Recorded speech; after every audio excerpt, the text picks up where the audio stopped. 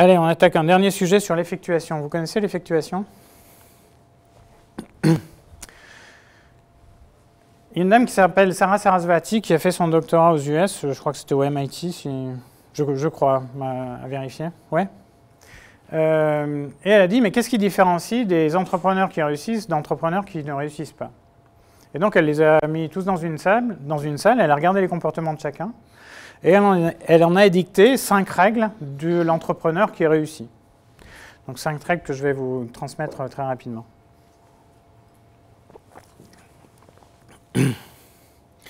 En fait, il y a 2 démarches. Il y a une démarche dite causale et l'autre dite effectuelle. La démarche causale, c'est quelque part celle qui est la plus répandue dans les entreprises. C'est quand j'ai un but, je veux sortir une innovation, donc je définis tout, j'attends d'avoir les ressources, et lorsque j'ai toutes les ressources et que j'ai levé toutes les incertitudes, j'y vais. En d'autres termes, lorsque j'ai écrit tout le cahier des charges et que j'ai les sous pour le faire, je lance mon projet. Ça, c'est la démarche vraiment répandue dans les entreprises. Pour schématiser, c'est la démarche type ingénieur. Hein, qui marche très bien d'ailleurs quand on est en renouvellement d'offres. Hein, c'est absolument ce qu'il faut faire. Mais ce n'est pas adapté ou peu adapté dans tout ce qui est innovation, c'est-à-dire lorsqu'on est dans l'inconnu. Et l'autre démarche, c'est de dire, la démarche actuelle, c'est de dire j'ai des ressources, voilà, qu'est-ce que j'ai dans mes poches? Ben, je peux dépenser 100 €, j'ai une idée, et ben, qu'est-ce que je peux faire avec? Et ben, avec mes 100 €, je vais pouvoir aller, je ne sais pas moi, à Paris pour tester mon idée, par exemple. D'accord? Et si je vais à Paris, que je teste mon idée et que je rencontre monsieur qui me dit oui, peut-être qu'il va me dire ben, ça m'intéresse beaucoup. Du coup, ben, je lui dis ben, si ça t'intéresse beaucoup, peut-être qu'on peut faire un bout de chemin ensemble. Bon, ok, qu'est-ce que tu peux apporter au projet? Il ne va pas forcément apporter de l'argent, peut-être qu'il apportera de l'argent, mais peut-être qu'il va dire ben, moi, je peux te mettre en relation avec des ingénieurs qui vont t'aider à faire ça. Ben, super. Donc, comme j'ai acquis une nouvelle partie prenante, je vais pouvoir aller plus loin. Donc au début, j'avais 100 €, maintenant j'ai gagné un ingénieur pendant quelques heures. C'est... Oui, mais tout le monde ne fait pas les choses rien que pour avoir un gain. Mais bon, on en discutera.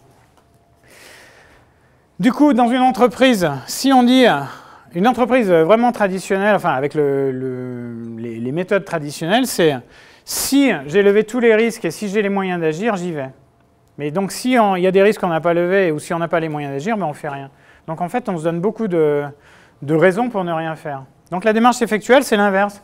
C'est dire, plutôt que d'apprendre pour faire, eh ben, on fait pour apprendre. Donc, on se lance avec les moyens qu'on a et on avance. Donc, on arrive sur les 5 règles. Vous le connaissez, ce cas-là? J'ai des amis, il faut que je prépare à manger pour le repas. Okay? Donc là, on a vu la démarche, on teste les amis, et voilà. Ça, c'est une démarche que je perçois comme causale. C'est-à-dire, j'organise tout le projet, je fais les courses, enfin, je dis ce que je vais faire à manger, je fais la liste des courses, je fais les courses, je colle tout dans le frigo.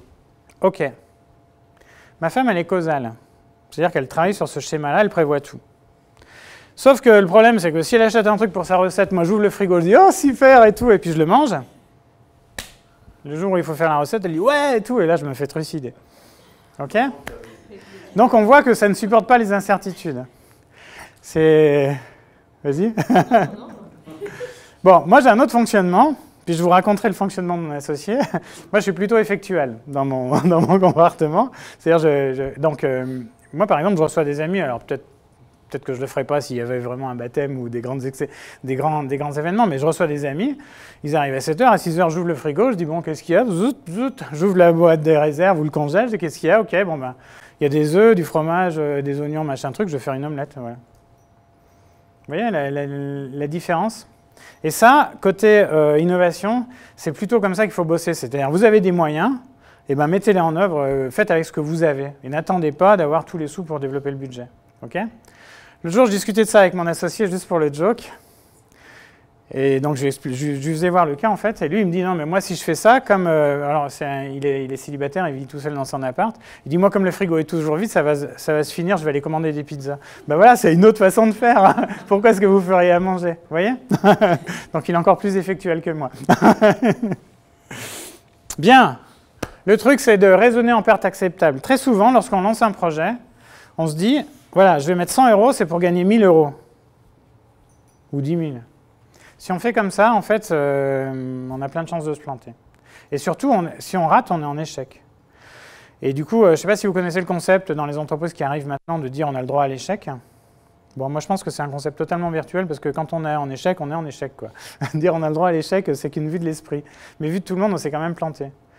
Alors que de dire, bah voilà, avec ce que j'ai, je vais pouvoir faire une expérience et tester si ça vaut le coup d'y aller, bah là, quelque part, il n'y a plus d'échec possible. Puisqu'on met pour tester. Si on teste, on est d'accord que soit ça valide nos hypothèses, soit ça invalide nos hypothèses. Mais dans tous les cas, on a appris et la démarche est complètement différente. Vous voyez ce que je veux dire? Yes.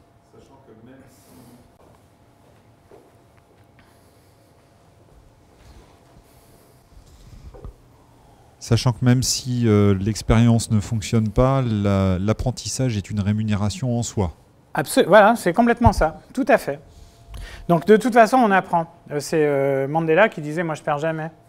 Soit je gagne, soit j'apprends ». Voilà, donc on y est. On y est. Bien, le patchwork fou. Quand on... Enfin, ça c'est des trucs des années 60, mais quand on faisait du patchwork, chacun arrive avec son morceau de tissu et on ne connaît pas la forme finale. Okay, chacun vient avec son morceau de tissu, on les coud entre eux et on ne sait pas exactement quelle va être la représentation finale. Et du coup, le principe de l'effectuation, c'est de dire, ben voilà, je vais acquérir des parties prenantes. Donc je vais voir monsieur à Paris, je me paye 100 € de train, je le vois, il me dit, bah, tiens, bah, si tu veux, je peux te prêter un ingénieur pour t'aider à faire ça. J'ai une nouvelle partie prenante. Je ne l'avais pas anticipé, je n'avais pas prévu, mais comme je l'ai, bah, je l'utilise. Et du coup, ça va me permettre d'aller valider telle ou telle chose. Et donc, le concept de l'effectuation, c'est de dire, bah, dès qu'il y a quelqu'un qui veut m'aider, je le prends, je ne choisis pas, ok, on y va. Et on essaye. Et peut-être qu'on avait envie d'arriver là, au début du projet, et peut-être qu'on va arriver là, mais ce n'est pas grave, on arrive à quelque chose. L'important, c'est de créer de la valeur. D'accord? Parce que chaque personne, en apportant au projet, amène quelque part là où sont ses enjeux, là où sont ses compétences, et du coup, le projet, il va dériver. Mais ce n'est pas grave, l'important, c'est d'arriver à quelque chose qui marche, on est d'accord. Et du coup, le principe effectuel, c'est de dire, ben voilà, je pars avec ce que j'ai. J'ai, je ne sais pas moi, 100 amis, 100 € dans mes poches et puis de la connaissance. Qu'est-ce que je peux faire avec ça? Ben, ce que je disais, c'est qu'on peut aller à Paris pour rencontrer quelqu'un. Donc j'ai un but, je veux valider mon concept en allant voir un client. Ok, je dépense, ou même pas, je dépense 1,50 € en ticket de transport. Hein. Je vais voir des gens, soit j'ai pas d'engagement et auquel cas, ben, là c'est une impasse, il faut changer de concept. Soit j'ai de l'engagement, quelqu'un me dit ouais c'est super. Et dans ce cas, bah, j'ai réduit mon risque parce que j'ai validé le concept. Et très souvent, la personne dit bah, « Ok, moi je suis prêt à investir quelque chose ou à prêter quelque chose ou à t'aider sur telle et telle chose. » Et du coup, quand j'ai des nouvelles parties prenantes, j'ai des nouveaux moyens. Comme j'ai des nouveaux moyens, je peux revoir mes objectifs. Et donc, je peux avancer et aller plus loin. Et ça, c'est le principe. Et donc, sur un projet innovant, en fait, avec la démarche effectuelle, il faut considérer que tant qu'on a des nouvelles parties prenantes, donc des gens qui sont prêts à vous aider ou des clients qui partent avec vous, il faut pousser. Quand le nombre de parties prenantes chute, là, il faut se poser des questions, c'est qu'il y a un truc qui ne va pas, la valeur n'est pas là.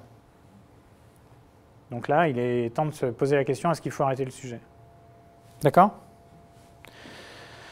Ok, le principe de la limonade, et il n'en reste plus qu'un et on aura fini. Parce que le principe de la limonade. Il y a un gars qui a dit en anglais, dont j'ai oublié le nom, qui dit si la vie vous envoie des citrons, faites-en de la limonade. Le principe, c'est parce que quand on crée une innovation, des coups de poing dans la figure, des problèmes, des croche-pieds, on va en avoir plein. Donc c'est comment j'utilise ces difficultés pour en faire une force. C'est vraiment ça l'enjeu. Et donc l'idée, c'est plutôt que de prendre des décisions, de dire ah ben non, ben voilà, moi j'avais prévu d'aller sur le marché, il y a une nouvelle loi qui arrive, je ne peux pas le faire. Donc des décisions de quelque part de conséquences, eh bien, il vaut mieux envisager qu'est-ce que je peux faire de cette opportunité. Donc là, j'ai un pavé qui arrive, qu'est-ce que je peux en faire? Et qui soit, bien sûr, qui soit créateur de valeur. Hein? Là, j'ai plein d'exemples à vous donner, mais malheureusement... Et puis le dernier truc, c'est le pilote dans l'avion. Très souvent dans les boîtes, on voit, voilà, on fait quelque chose, et ben on planifie tout. Un peu comme pour le repas. Je fais ça, ça, ça, puis ça, puis ça, puis ça. Quand j'ai les moyens, je le fais. Et comme on est en innovation, c'est-à-dire en zone d'incertitude élevée, ça ne sert à rien de planifier, parce qu'on sait que tout va changer. Donc si ça ne sert à rien de planifier, il ne faut pas planifier. Ça sert à rien de perdre du temps. Mais par contre, il faut piloter, c'est-à-dire là, on a une opportunité, ouais, c'est bien, j'y vais. Là, on a une difficulté, clac, clac, comment je la contourne, etc. Et ça, c'est le 5e principe de l'effectuation. C'est-à-dire, j'arrête de planifier et je pilote en fonction des opportunités et des risques que je vois, et des contraintes que je vois. Et je crois que c'est fini.